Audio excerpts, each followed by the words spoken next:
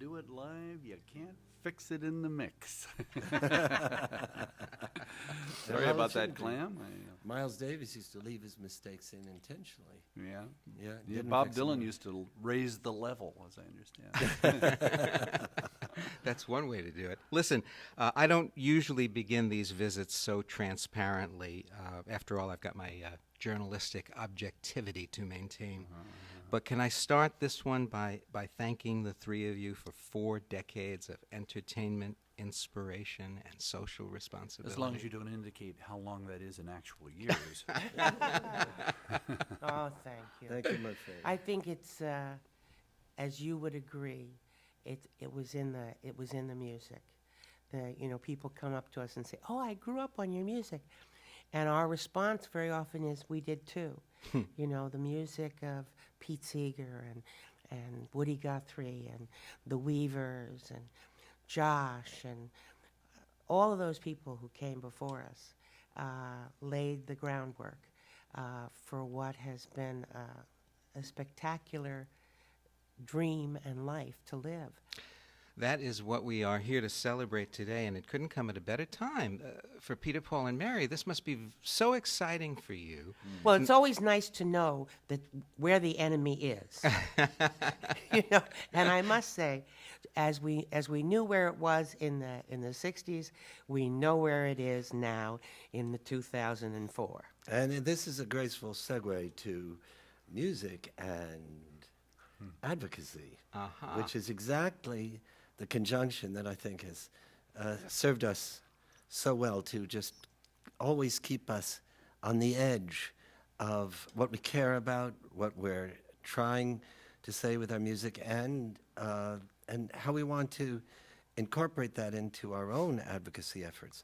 Because now is the time where I think we're facing the kinds of limitations of civil rights that are not terribly different in intent from what ultimately became one of the darkest periods of our own history politically, which was the blacklist period of the 1950s, with the communist witch hunting trials that ultimately was considered by most everybody as being a real contradiction of everything that presumably democracy and liberty was about. And we're seeing that in our own country, and we have now a sense that the music itself is part of the way of confronting that. It's ironic that some of the issues that you began your career speaking out for or against need to be spoken out for or against today. And we are going to get to all of that, Peter, but since some of this will be chronological, first let me tell people that there is the long-awaited boxed set called Carry It On. There are 5 discs on here, 4 of music. 1 is a DVD with some incredibly historic stuff that people should see. And generally, when someone comes to me with a box set, it's like the parentheses at the end of a career. But in your case, you're simultaneously releasing the next chapter. Was that a conscious thought on your part, or did it just turn out that way? It turned out this next chapter you're talking about is an album very much in the present called In These Times, and a couple of those cuts are on the box set. But indeed, this is a marking stone, but I don't think this signals the end of a career in any sense. That is so clear from the new recordings. No?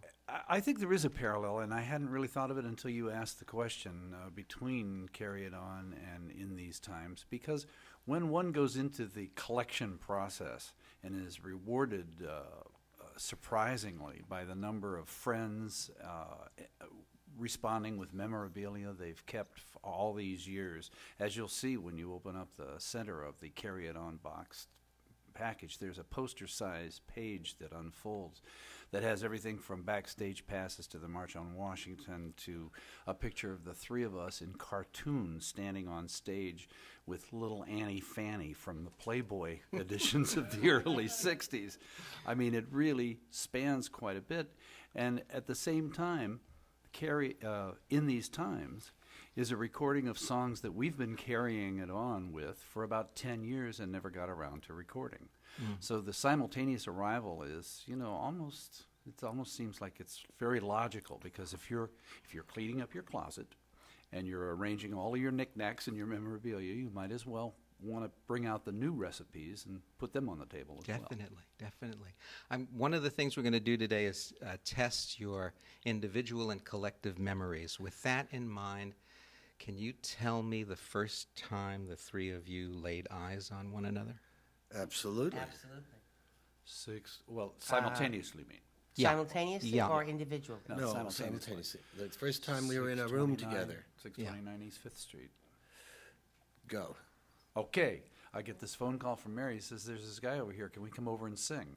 Well, I've never heard a more innocent proposition in my life. So what do I know? I say, yeah. They come over and they say, okay, let's sing this. And then some unforgettable to them folk song, which I've got no knowledge of the lyrics of. I was going to ask you, what was the first thing you blended your voices on? Well, you see, the point was, this Yeah, bears that's the story. repetition. Yeah, go for it. Well, the fact is, I was not a folkie. I was a young rhythm and blues singer, from Pontiac, Jazz Michigan. also. Yeah, and jazz. And New stand-up. Brubeck, and I did a lot of comedic work. And although I appreciated folk music, I had heard it, I didn't learn any of these words, and these guys already knew the words. So the only song we could agree on the lyrics was The Unquiet Grave. was a tune, a funny little tune, catchy little tune. Mary had a little lamb, little lamb, Mary. And we each took turns singing melody, and the other two would sing harmony to it. And no matter how we turned it on its head, it sounded like family singing. Wow. Isn't there something on the box set that precedes your signing with Warner Brothers? Oh, yeah. So the precedes are even getting together as a trio. There are there are lots of pieces on the box set that are previously unreleased, and there's even a song from our concerts that was recorded on the road just on our D88 8-track that is called Mi Caballo, which is the Argentinian pronunciation, or approximately there, of Mi Caballo, which is Mi Caballo Blanco. In any event, there are 3 tracks. Actually, yeah, 3 tracks. One of me singing Buddy, Can You Spare a Dime at the Swarthmore Music Festival, which preceded Peter, Paul, Mary by at least a year. Noel, what was your track? Mine was Goodbye Baby. I got my money, I got my car. I don't know where I'm going, but I'm going pretty far. It was a track that I did as a sophomore at Michigan State, and that would have been like 1957. Single Girl. And Mary Right. put on her version Single. of Single Girl. Also recorded prior to our ever meeting. Prior to our ever meeting.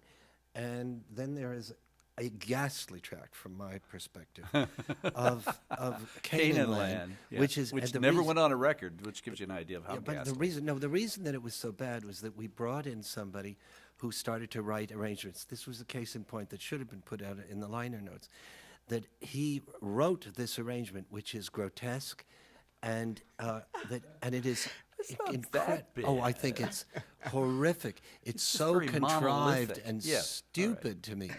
I mean, I love it, but Wait a minute.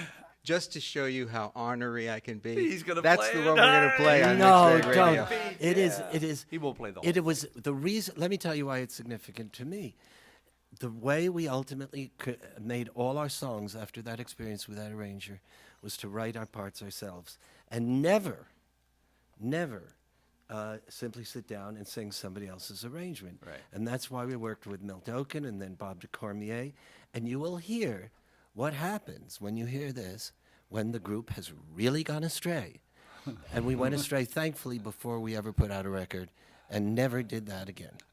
I've never asked you about this. It's a name certainly associated with your beginnings. He's been gone a number of years now. I'm just wondering how you guys would assess the legacy of Albert Grossman. Oh, I think we'd all have a different sort of little take on that. I think Albert was an enigma to many, many, many people. he was not a person whose emotions were out on the table. He always sort of was kind of withdrawn, except of course when he laughed, and he kind of snorty laughed, you know. Yeah, but I would say that Albert probably had the greatest nose for talent of anybody I've ever met. He was unerring in recognizing really cutting edge before it was really there yet. Do you gentlemen concur? He had a great ear. Peter actually would be the definitive word because he became very close with Albert on a personal level. But I know, and I concur totally with Mary about Albert's ear. He had a remarkable ear. And the one thing that I've carried away from the many years that we spent with him, certainly our whole first decade and then occasionally after, the one thing that really impressed me was that he put his faith in what he heard. You know, lots of us hear things, but we're not really sure that, well, maybe that's our opinion, but he would really put his faith. He put his money where his mouth was. He put his heart where his faith was. And he would, for instance, many of the deals, or the arrangements, the financial arrangements that were made in the early years of Peter, Paul, and Mary were not made with large upfront monies. And the reason that we were so successful ultimately is because Albert knew we didn't need the upfront monies, that eventually the attention would come. So we got great, what they call, I guess, backdoor percentages back-end percentages from the record companies, and we got lots of advantages, like, as Peter was quick to point out, we got to produce our own records. He said, Albert said to Warner's, yeah, you don't give us any money front, if the record, just pay for the recording. If the record does well, then we'll talk, Well, the first record went gold, and so many tunes on it were so memorable, and folk music was arriving as a phenomenon in the country simultaneously. So when Warner's came to us for our second album, Albert could say, okay, the kids get to do their own production, they get to pick their own tunes, they get to do their own layout, design, artwork, graphics, everything. And you'll pay them a lot of money. We were the first really to have that kind of control on the recording industry. I'm the one who has not the definitive answer at all, but the most biased answer. Because I loved Albert very much, even though I found him to be extremely difficult in certain ways. He was a great teacher to me, and somewhat of a father figure in ways, because I grew up without a father in my life, and he was one of the surrogate people that helped to really educate me and take me away from my rather comprehensive, square point of view in life. And I was that, and he cured that a little bit. The comprehensive square. Well, that's a title for something. So, write that down. So let me tell you about Albert from my perspective. I don't think that the folk renaissance would have happened in the way that it happened had it not been for Albert, because he not only nurtured talents like Joan Baez and Bob Dylan and Peter, Paul, and Mary and Odetta and Richie Havens and Sylvia. Gordon Lightfoot. Yeah. He also gave all of his artists the opportunity to make their own decisions. He always said, I believe that artists have a right to destroy their own careers if they so desire. But he would always weigh in, and his opinion was so respected. It was he that suggested we do Stew Ball. It was he that suggested we do Take Off Your Old Coat, Jane Jane. It was he that suggested, in fact, the chorus idea for the great Mandela. Albert was the person who sat in the recording studio and said, instead of putting all the voices in the center, to Bill Schwartau, put the three voices completely left, right, and center, which gave a new intimacy to the singing. And the contract that he drew up for us was indeed not a big, but it was a multi-record contract, and it did give us every single artistic prerogative that we needed to continue to believe in ourselves. Whereas Columbia wanted us to go there. Columbia became Sony, and they said, well, they sing well, but they have all the wrong repertoire, and if they can change that. Now, they're talking about the wrong repertoire being Where Have All the Flowers Gone, 500 Miles, If I Had a Hammer, Lemon Tree. I mean, Albert Grossman, to me, was, outside of the musicians themselves and the artists, the most profound influence in protecting the integrity, the taste integrity. Now, he didn't always do it with gentleness, and he was a tough adversary. But I'll tell you something, he was remarkable. I'm glad I asked the question. Listen, I remember when 10th anniversaries were a big deal. In fact, your first greatest hits was called 10 Years Together. Then 25 became the magic number, and you celebrated that one with a PBS special. I am awash in memories of 40-year anniversaries this year, and I want to ask you about a couple of them. In chronological order, August 1963, the Civil Rights March on Washington. How did you come to be involved with that? Did you mark the 40th anniversary this past summer in any special way? Well, first, we got a call from Harry Belafonte to come down to the March on Washington. Or maybe that was the Selma Montgomery March. I know it was Selma Montgomery March. Otherwise, I don't remember who else would have done it. But I think it was Harry was the central organizing person for the performers that sang.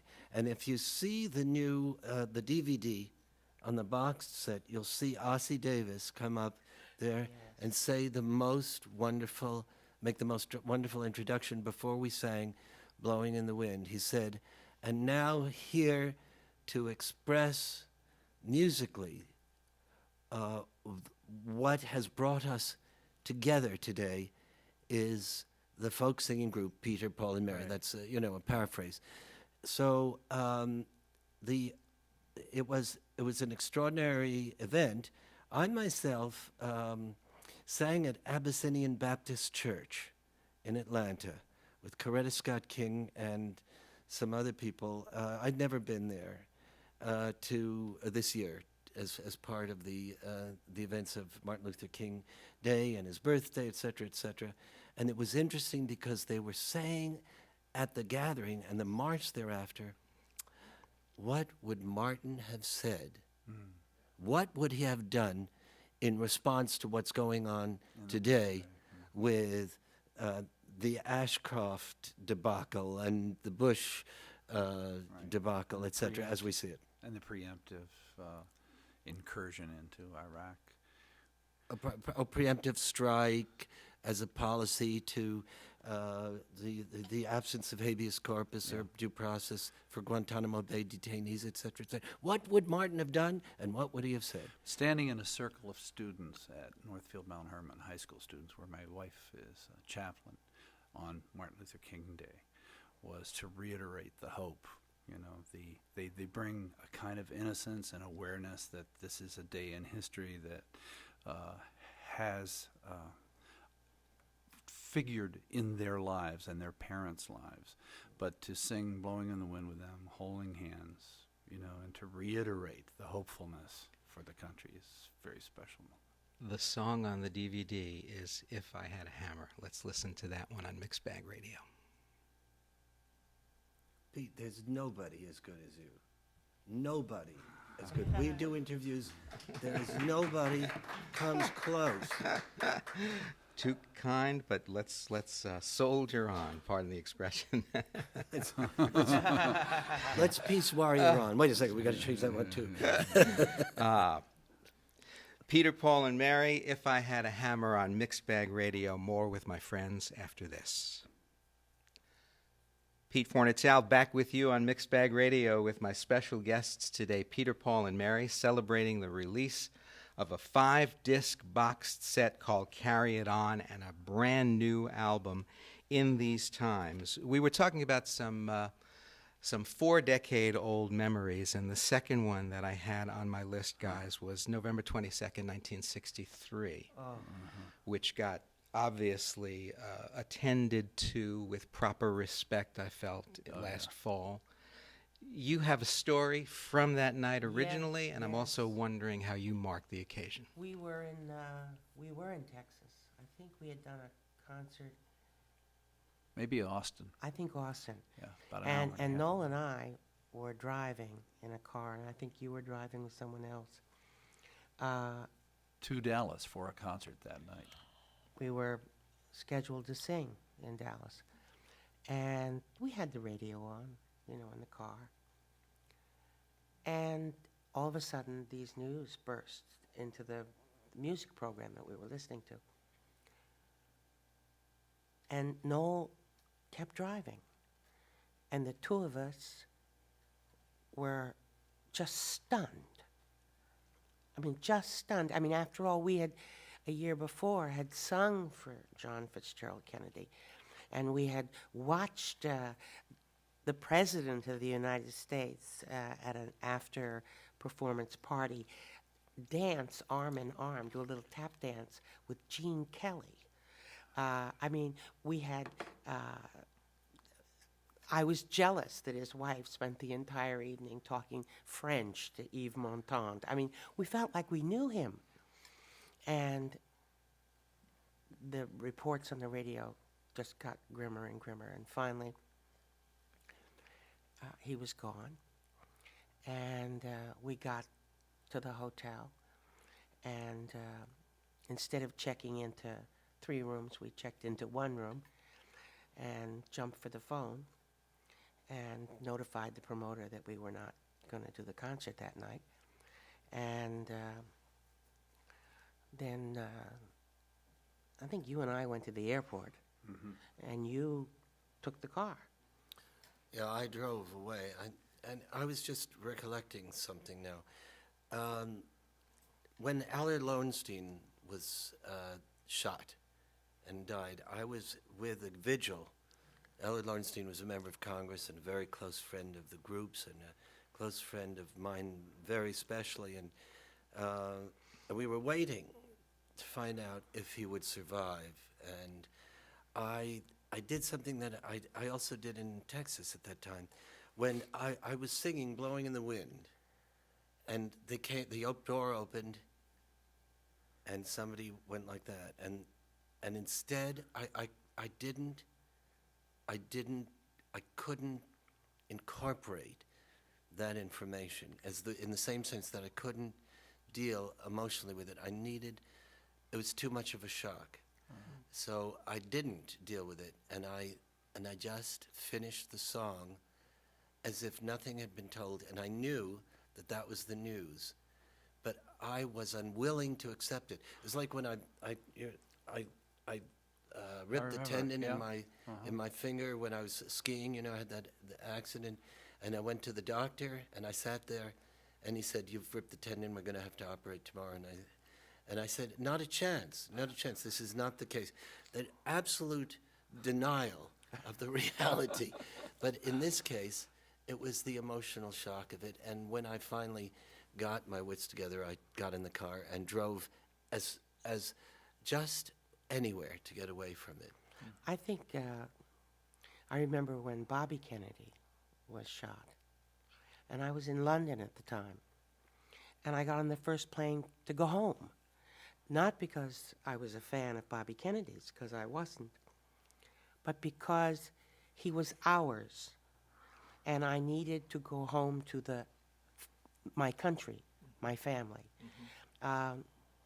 It was such a terrible time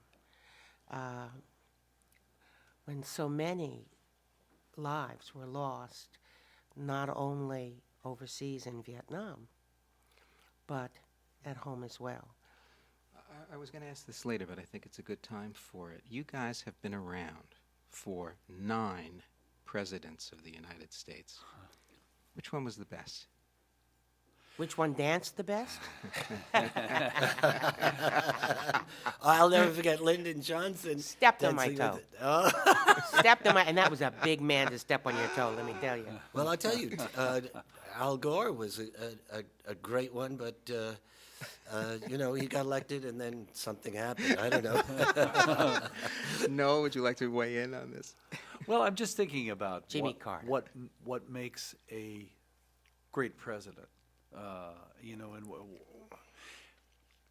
Jack Kennedy was so accessible, and he articulated the dream of the left and the progressives of the country so beautifully for me. He was intelligent, he was articulate, he was compassionate, he was human. He was good looking. He was all of that. But in retrospect, as Mary didn't know that she had suggested, you have to look at the post-presidency life of Jimmy Carter and recognize that a modest man, a humble man, in a very powerful situation, has his options limited if he feels that part of what he does with his power is to make a larger statement, addressing let's say, a larger politic. And I think Jimmy, President Carter, found himself compromised many times by his personal faith in a position where perhaps he had to exercise a harder edge. But in retrospect, when we see him in his work with Habitat for Humanity, and we see his traveling around the globe as a peacemaker, I've come to respect him a great deal. I think he was certainly, in this world where one can be very easily become a cynic when looking at politicians, he was a consistent man of tremendous ethical background. And he has continued to live his life that way. It's unfortunate that it was difficult for him to be that in Washington, D.C. President, yeah. And I'm sorry. I've got to say, Lyndon Johnson, and we were part of the Dump Johnson movement, and we also campaigned for him to get elected against Goldwater. Looked at now in perspective, if you're talking about getting something done in this country, and really standing up when you know about what he really stood for and how he was really trying to negotiate between enormously different points of view that were tugging at him, what he was able to accomplish in his presidency was monumental, and what he believed in, despite the fact that he did not get out of Vietnam. And we now have a wholly different spin on it. I also think that if you look at that in terms of getting something done, he's amazing. If you look about bringing the country together, in the sense that FDR did, Jack Kennedy was unbelievable. And if you look at brilliance, at that, not in terms of legislative record, because he was up against, very kind of gridlock in Congress, but definitely the president of and what is this, a senior moment? Bill Clinton was remarkable. Well, I don't know if that was Freudian or whatever it was. So soon we forget. Well, a Freudian. One thing. It's when you mean to say one thing, but you say your mother. I also want to say, just in conclusion, that because Pete Fornatale's radio show is such a classic, and it will be played many years from now, that we should really take this opportunity to speak about the wonderful presidency of John Kerry and how he led this nation through a very troubled time. And in retrospect, yeah, but you know what was remarkable was that he came in at a time when we thought that we literally, I in any event thought that I would have to get a residence outside of the United States, at least on a part-time basis. Yeah, well, now that Edwards has assumed the presidency, as vice president, after 8 successful years, I think we're on a roll. Well, yeah, but there's some question as to whether or not the third term reality and the fact that he chose Hillary Clinton. I mean, since you have already lightened the mood, I'm going to ask you the last 40th anniversary question, and it's based upon a picture that I saw up at Noel's studio in Maine. There are 7 people in the picture: Peter, Paul, Mary, John, Paul, George, and Ringo. Oh. there's got to be a story that goes along Well, with that. it's really sort of banal. We were in London. They were filming Hard Day's Night. And I think the PR agency, put us together at that hotel. Savoy. At the Savoy Hotel. I loved the It was Savoy. the Dorchester, actually. Was Was it it Dorchester? I Really? think so. The thing, yeah, I'm pretty sure it was. The thing is, in retrospect, I am so embarrassed by my pride, that it stopped me from saying to John or Paul particularly, I love what you did with Please Please Me. That descending line is a killer. Blah-dee-da-dee-da-da, against da-da-da-da. How did you ever... But, I was Paul of Peter, Paul, and Mary. And they were the Beatles. And I don't know, maybe it was the fact that it was a press setup, but I felt like we were supposed to be above that. Well, we met them individually. On a lot of different circumstances later. And I must say, pour moi, I always loved Ringo. I thought he was the most unpretentious of the lot. He was sweet. He was funny. I could relate to Ringo. Mm-hmm. I found the rest of them a little too involved in this incredible avalanche of fame that hit them square in the face. I mean, we never had that kind of problem. I mean, we were famous, but nobody was ripping our clothes off. I want to tell you something that's a little bit of a piece of history here. First of all, the Beatles were the cause of my winning a very important bet with Albert Grossman.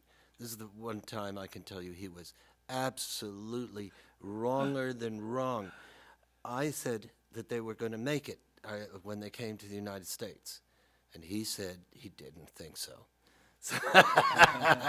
So there you have that. But I'll tell you what, I went to the Ad-Lib one night. See, Noel had pleurisy, right? So in London, yeah. That's in London. And we were being kind of kept there for a few days to wait till he was better to do our Royal Albert Hall, our Royal Festival Hall concert. And I went there, and I was set up on a date with Lady Carolyn Cadogan or somebody like that. It was really fun. And we went to Carnaby Street, and we went to the Ad-Lib. And it was a bizarre setup of a date, and I had nothing in common with whoever it was. I don't think it was That's who it was. Was it Lady Carolyn? Yes, it was. Well, there was another one. But in There any were event- many people. Okay. Well, there You were not married. No, I'm talking about setups, Mary. I'm not talking about another kind of information that I don't want to discuss in this context, which you so skillfully led me into. I would like to talk about that one moment, and she and I just realized we were like in totally different worlds. But Ringo took a shine to her. And she came over to me, and we were at the Ad-Lib, and she said, Peter, do you mind, because you and I are clearly destined for great things, if I hop off with Ringo? And off she went, yes. But the one I really liked was Paul. And when they came to... there are things I can't talk about. Okay, that was nice talking about them. Listen, here's the follow-up. Rock and roll delivered a knockout punch to many of the folk singers of the 60s. Not so Peter, Paul, and Mary. Paul, did you catch it just right in I Dig Rock and Roll Music? I think we had a lot of fun in rock and roll music, and all we were really trying to do was to show that, hey, we can do this stuff too. Give us a bunch of echo, give us some backwards tape loops, and we can be just as rocky as you. And that was kind of the fun that we were having with those folks. It was fun then, and it's still fun now on Mixed Bag Radio. All right, I have a question to ask. It's 3:26. Mary, how hard and fast is your 3:30? Well, it's going to take me an hour and a half to get home, 3:30, Okay.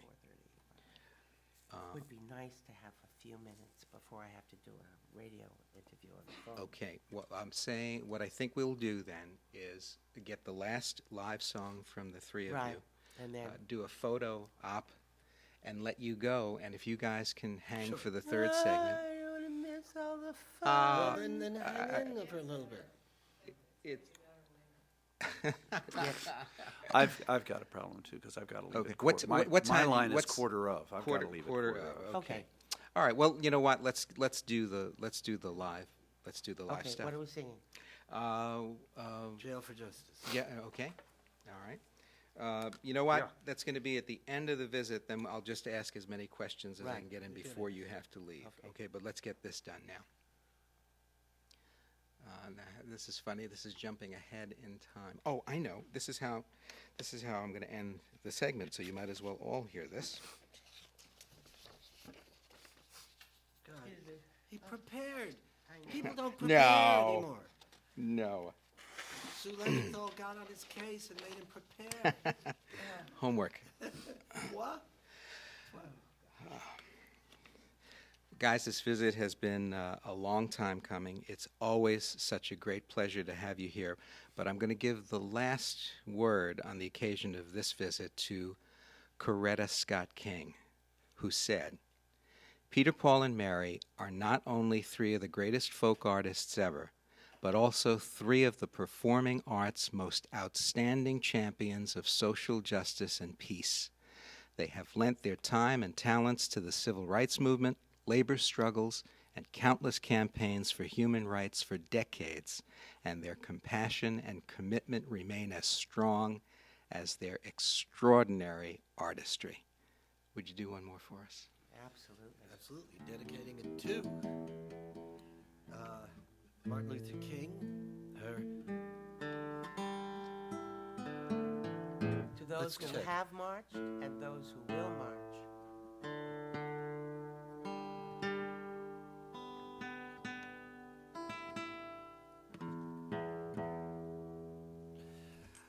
His name is mentioned.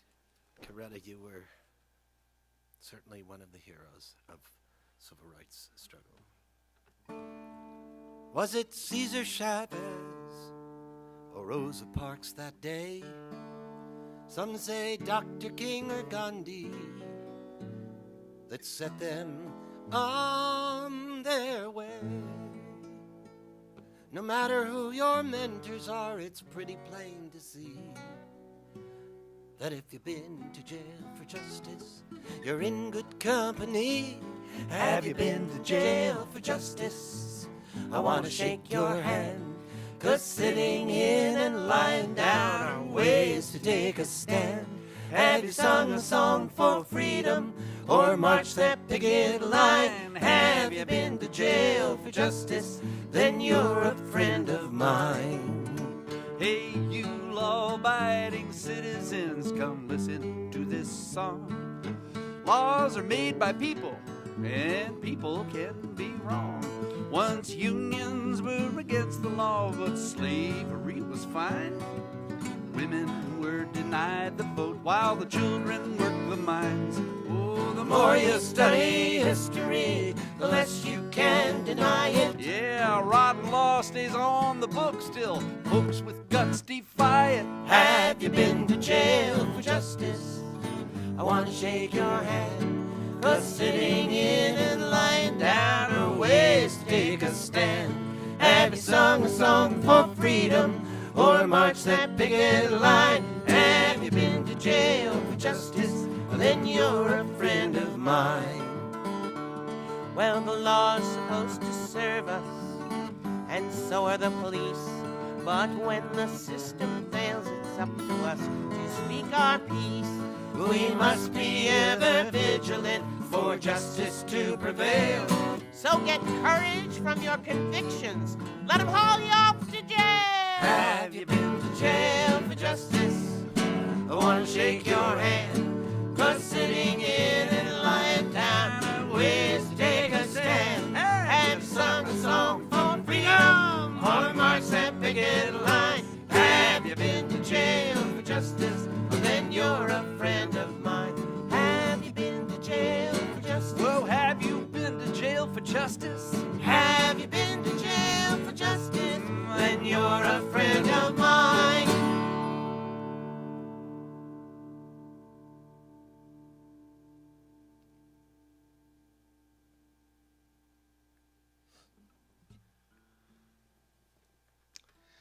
In the second segment, which will precede this one, I was going to go to each of you individually, because another way around this DMCA thing is if it's from your solo album, it counts as something different. So, Mary, that is John Denver's song that's on the box set. From Yes. Okay. Noah, we know what yours is. And Which one? Follow Me? Yeah. Yeah. Yeah. Okay, so let me get to that then. Actually, I got to ask this one. This is Okay. Pete Fornatale on Mixed Bag Radio. We always hear that the whole is greater than the sum of its parts. The whole is greater than the sum of its parts. If Peter, Paul, and Mary is the entity, what role, what distinguishing characteristic does each one of you bring to that entity? You can answer for yourselves or for any of your partners.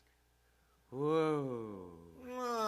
Well, I can testify to the fact that I was standing next to a blonde bombshell for 10 years and had no awareness at all until a couple of years later I see the festival film of us at Newport and I go, oh my gosh. So they weren't, that's why they were applauding. That's why they felt so involved in the group. Oh, no, but it's true. There was an intensity to Mary that, because we were all singing at the same time, we each had our own intensities. I just didn't have a chance to really clock how powerful she was. Peter, it was amazingly interpretive. He could move between roles, do everything from introductions to explain the ethos of a particular political position so articulately, so quick, and so off the top of his head. And I was just kind of a tongue-tied kid who did a lot of sound effects. But I had a Midwestern affability, and still do to a certain extent. Some people call it naivete, some people call it numb. But it nonetheless holds me in good stead. It's a form of innocence, in a sense, and I've not let go of that, and I really appreciate the fact that I have long and valuable ties with the people that I grew up with in high school, and that to a large extent I still am a Midwestern kind of guy. Oh, I think that the two of you bring a different kind of intensity, each one of them. Peter I can't imagine working as hard as Peter works. Peter works harder than anybody I know, and he is very detail-oriented. And you can see his energy, whereas Noel has tremendous energy, but it's always, close to the vest. Also meticulous, which is a good thing, because I am not meticulous. I'm sort of the lazy one in the group, in the sense that there are other things I like to do other than work. But I think what I brought was, I suppose, short skirts and some very sexist qualities, although I didn't think so at the time. Although my husband says, having watched the DVD, what a babe you were. I said, it's a good thing I didn't know that. And I've been married 85 times. But I think I bring a performing intensity to the mix, and a desire to see the best in my two friends. And I have found, to my amazement, that when you play to an existential best, that the people you're playing with, whether they're your family, your children, your partners, they tend to try to come up to the mark. And we end up being what we would like to be by trying to be it. Peter, your take? Well, Larry kind of took the question and brought it in a slightly different place, which is the way I'd like to address it too. let me describe the way each one of us brings a couple of characteristics to the group that I think are essential to our survival, our friendship, our focus. One of these is the way in which we are honest with each other. I think that Mary and I don't agree on a lot of stuff in terms of process or perspective, but our hearts are in the same place. So it's like two real old liberal, progressives, thrashing it out, who both want to get to the same place, but we see different routes. But you know what's extraordinary about Mary's honesty is that she never lies, and she always lets you know where you are. So you're not covering your back ever, because she's right out in front and direct about it. So you can have Sometimes a little too direct. oh well, you take the good with the bad of that, and where Noel is he has his honesty, has compassion all the time. He always tries to share his honest feelings about things, particularly if he doesn't agree with you, in terms of honesty and humility, which I don't think really personifies me in any way. These are characteristics unknown to you, No, Peter? no, Is that what you're saying? no. I'm saying humility. No, it's not. I'm not. I want to scream from the rooftops about the joy of what's happening or the horror of what I'm seeing or whatever. I never kind of pull it back at all. He wants to. His honesty is always kind of seeing it in the larger context and being gracious about it and understanding the other points of view. And it's kind of, as he says, that Midwestern to me way of not having that hyper intense a moment of exaggeration. He's not Jewish is one of his problems. And for myself, I don't know how to characterize it too well, but I know that I have a very vulnerable kind of honesty, so that I lay it out for people, and they know that they can do with it what they want. And sometimes, it puts me in an awkward situation. But we all strive to be truthful to each other in one way or another, and we do it in different ways. And the other thing that I wanted to talk about was another aspect of what we are that I think makes us a really strong friendship and unit at this point, and that is our different perspectives on the music itself. I think that what Mary is entirely intuitive, in the sense that it's not that she's not knowledgeable, but that she has a certain kind of exact sense of where the message and the musicianship meet. So whenever she comes up with a part, it exactly takes you into that place. So her musical intuition translated into what's right for bringing us into that arena of really saying what we want to say is infallible. I mean, it's really extraordinary. Noel's musical point of view is extraordinarily inventive and always in an experimental mode, so that he's always trying new approaches and new things, and it is he that sometimes will break into something, a point of view, particularly when he's discovering a guitar mode that will trigger a song, like I Dig Rock and Roll Music. That particular figure is essential to what we ultimately got to, but he does it all the time. And again, I don't know how to characterize. There is something I want to say about you, though, Peter. And that I take a long time to say what I have to say. I That's know. true. But there's one thing. Artists are known to have egos. But I wish you could be a fly on the wall when we're sitting in rehearsal, and because both Noel and Peter write, they bring their little present to the group to just look what I made. And sometimes it's a beautiful gift, and sometimes it's a beautiful gift, but and I've always been absolutely amazed and gratified that you can pick apart their work without them getting cuckoo about it. You can say, I don't like that word. Can we change that word? And they'll sit down and figure out another word. Or sit down and discuss, well, what is your intent? Because the way I'm reading this is it's going left when I think you want to go down the center. It's amazing to see the creative process without people being defensive about your saying, I don't like that.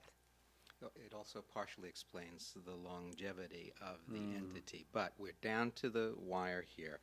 I want to ask you each individually, as much collective success as you've had, there are things that are so identified with you as individuals.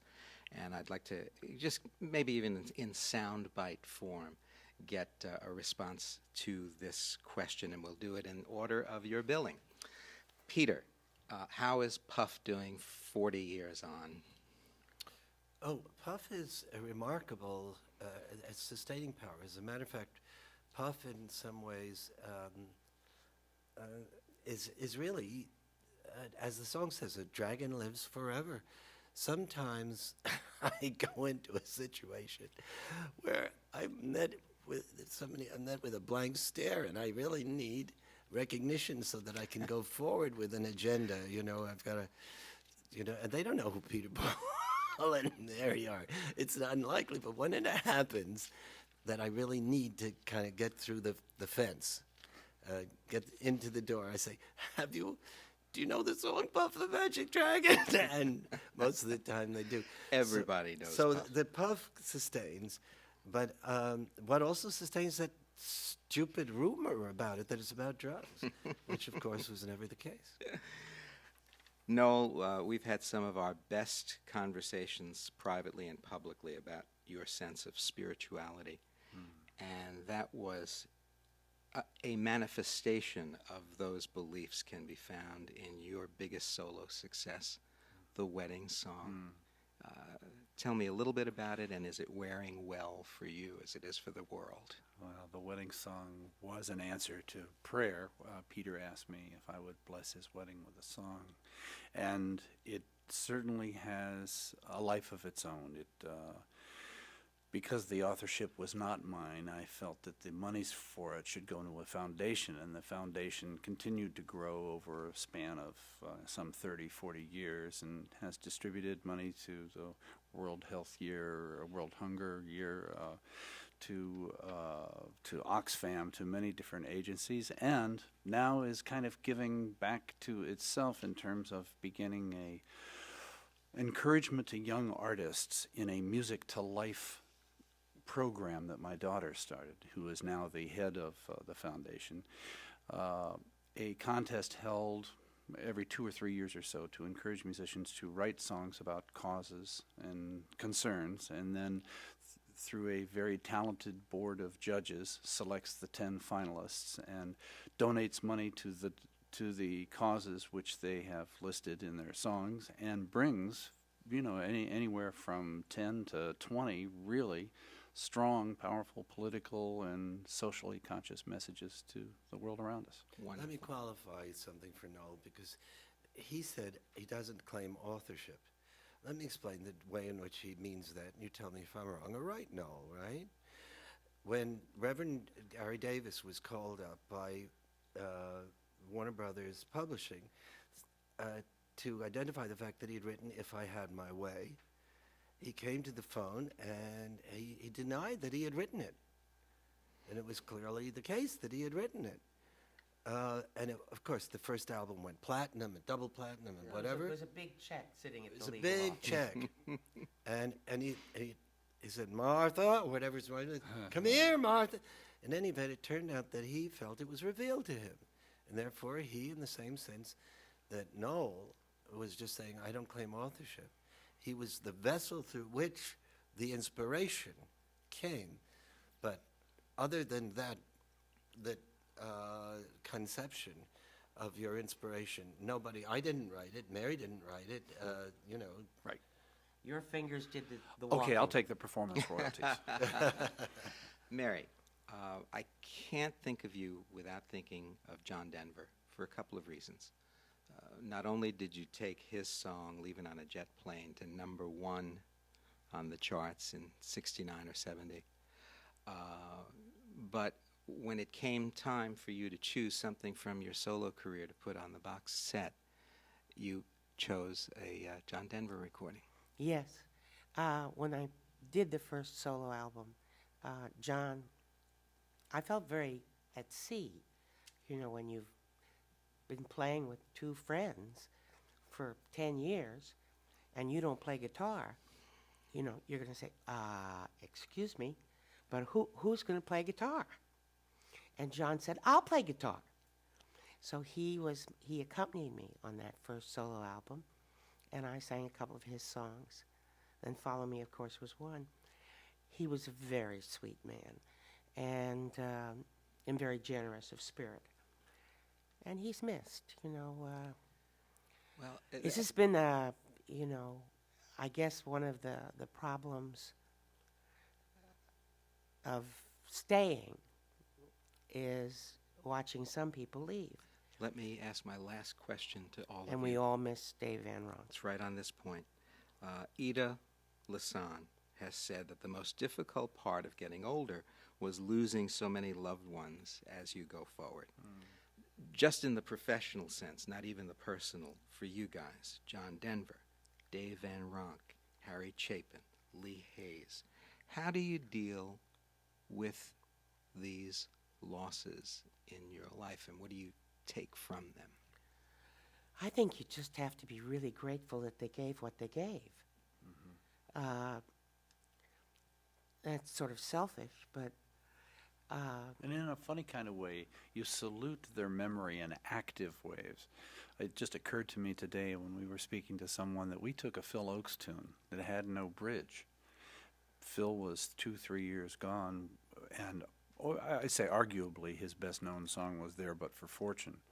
And we wrote a bridge about bombs and hunger in foreign land, in third world countries. And that was audacious on one hand for us to posthumously add a verse, and yet, in a sense, if Phil were alive, that's what he would have written. He would have wanted to make that comment today. I have one comment about this.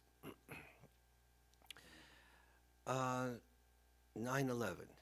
I was getting ready for a concert that I was going to do at Central Synagogue with my daughter, one of the many concerts of healing, about 10 days or a couple of weeks after the tragedy. And I had to go, and my hair was looking like I was, Albert Einstein, and I had to do something about it. And I went in to get what is admittedly a selective process now, a haircut. And sitting next to me was somebody who reached over and he looked at me and he said, "You're Paul, aren't you?" And I said, "Close, yes."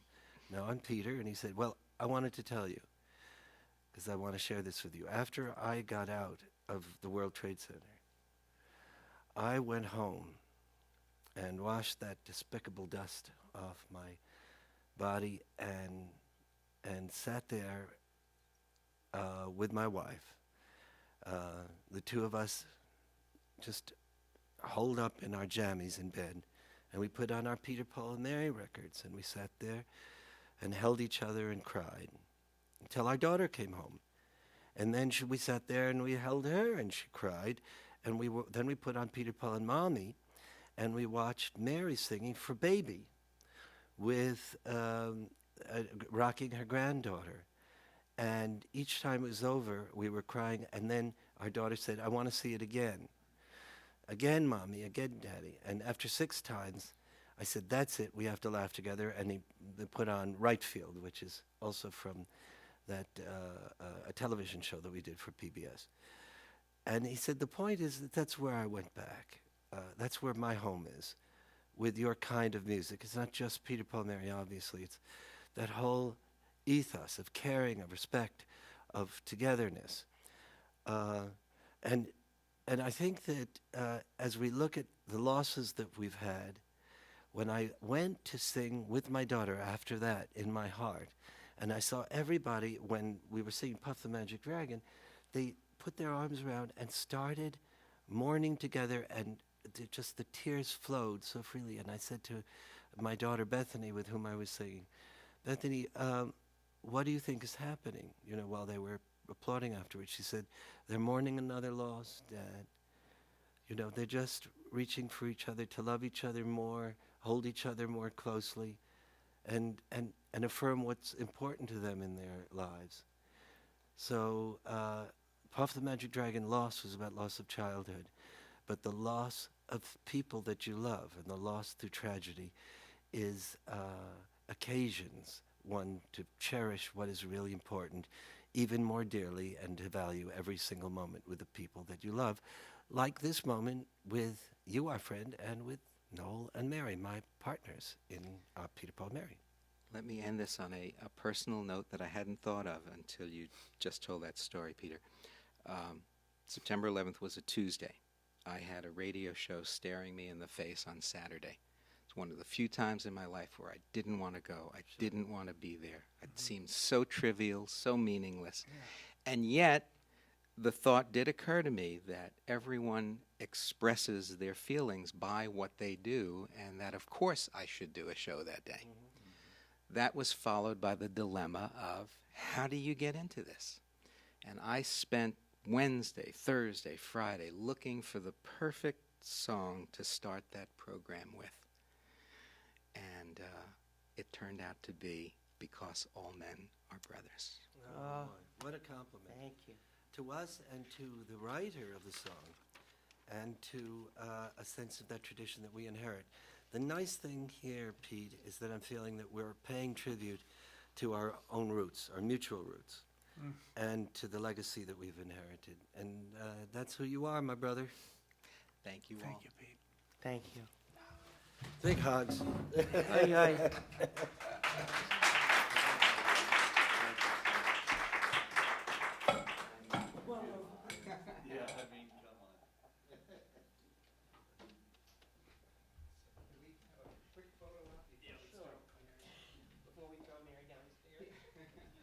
Peter, Paul, and Mary. I'll stand in the back. You guys are all shrimps. Over to the side. Yes, we got schlumps. And watch how tall I am. Slumpy pumpy pumpy, slumpy pumpy pum pum pum, slumpy pumpy pumpy, slumpy pumpy pum pum pum, slumpy pumpy pum pum pum, slumpy pum pum pum, slumpy pumpy pumpy pum, slump pum pum pum pum, slump pum pum pum pumpy. It's gonna come out because it's got a flash. Okay. Somebody hold her. It is World Hunger Year, isn't it? It was. Yes. You and Ben Gilman have something so in common. World Health Year. Ben Gilman was being honored by us, and he started out great. But after he finished the written words, he kept going, and it became World Health Year. And if you started a party audience, leaning forward, come on, Ben, you could do it. Well, it's on tape, so He said it about 10 times.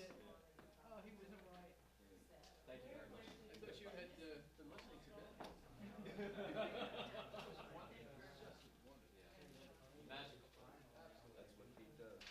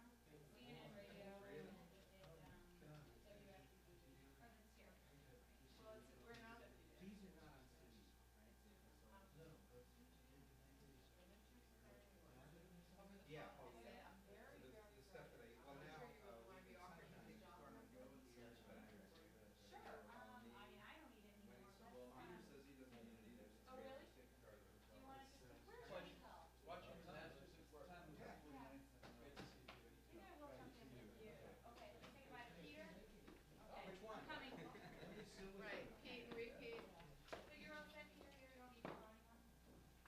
I would love, but I don't want to be held up. No, come back for me. I'm sorry. Actually, me and Peter headed out in the car right across the street. I'm just gonna say.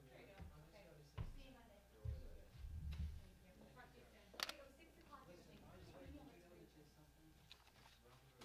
Pete, I have to tell you this. Bethany has made an incredible album. Right.